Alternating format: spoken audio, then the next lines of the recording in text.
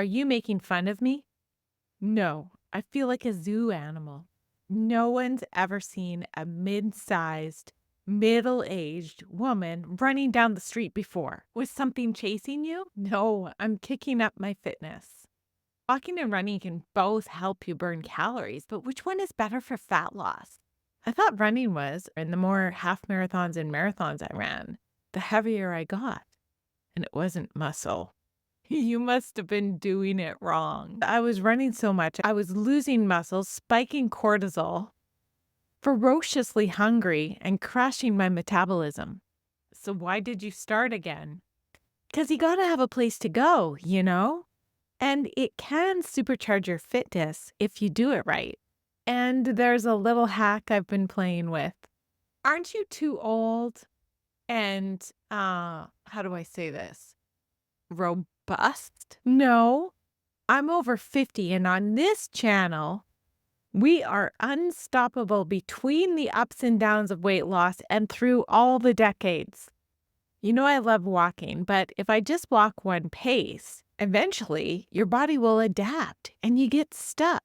I know you'll hit the dreaded plateau, or worse, start gaining weight again. But if you spice it up and push the edges, you get to keep progressing somewhere.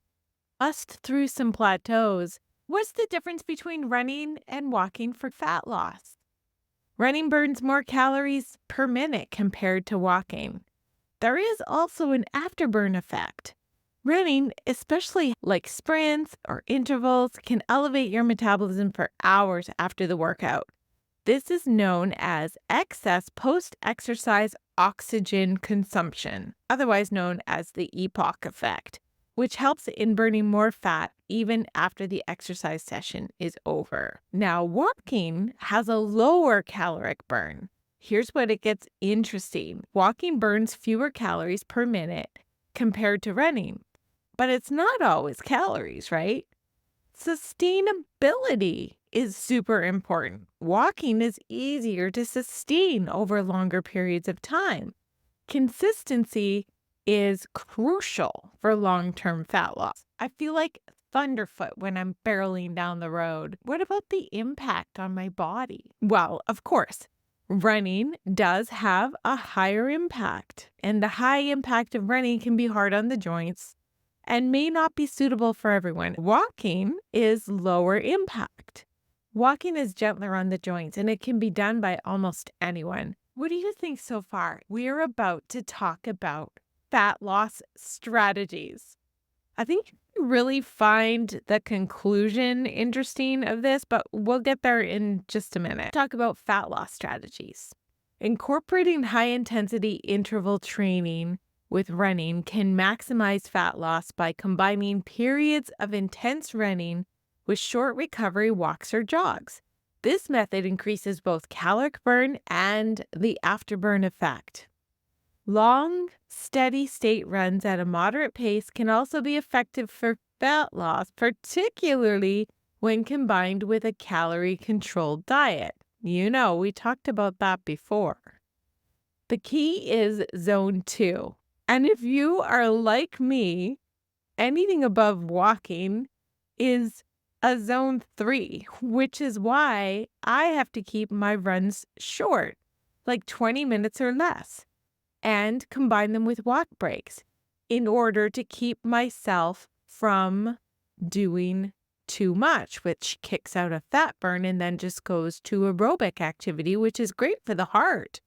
But it can also increase cortisol. And in this special phase of my life that I'm in, I am particularly sensitive to more cortisol. So in order to get the bang for the buck, the fat loss and the running in, I keep it short. And that's the little hack I've been working on.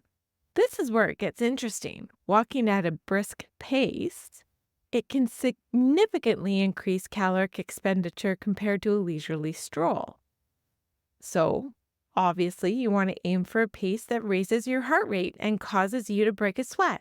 That's about a zone 2. You can get into like zone 3 and even zone 4 in a walk. But what I've learned that it's actually even better to chunk it out in maybe 3 20-minute sessions. Like if you like to walk for an hour a day, it's better for your body. It's better for your fat loss if you do, say, 20 in the morning, 20 at lunch, and 20 after dinner because you're not sitting all day. What do you think so far? If that was helpful to you, make sure that you hit like and subscribe for more. So it doesn't matter what workout you're doing. If you do a workout and then you sit all day long, you're not going to get any benefit from it. So that's also another little hack. I notice you've been combining both lately. Tell me about that. Yeah, I have been. A combination of walking and running can be highly effective for fat loss. For example, run walk intervals. Alternate between running and walking, increase calorie burn while managing fatigue. See, the trick is if you finish your workout and you're still energized, that's usually the place to stop and then do another little, movement session later on in the day. And that's going to peak your energy. It's when we go for a long, long time and then by the end of it, we're like, we feel like we got to lay on the couch for the rest of the day and eat because we're ravenous. That's how you know that you've pushed it too hard. Even though I used to run marathons, I can barely handle running for 2 minutes in a row right now. And you come home like literally drenched in sweat just after like 20 minutes. I know, right? If you have a weekly mix, like what I've been doing, and you're ready to push your regular walking program, incorporate a mix of running into your walking throughout the week. The best approach is the one that fits your lifestyle and something you can stick to. When it comes to using walking for your fat loss goals, a walking plan with variety and spice is one of the best tools to jumpstart your success. And I have a video explaining how to stay motivated and consistent with a walking plan so that you can feel lighter mentally and physically in no time. I've queued that up here for you, and I've put a link below this video. Well, that's about it for today. What are you going to do about people like looking at you? I'm not sure. Maybe we'll save that for another video.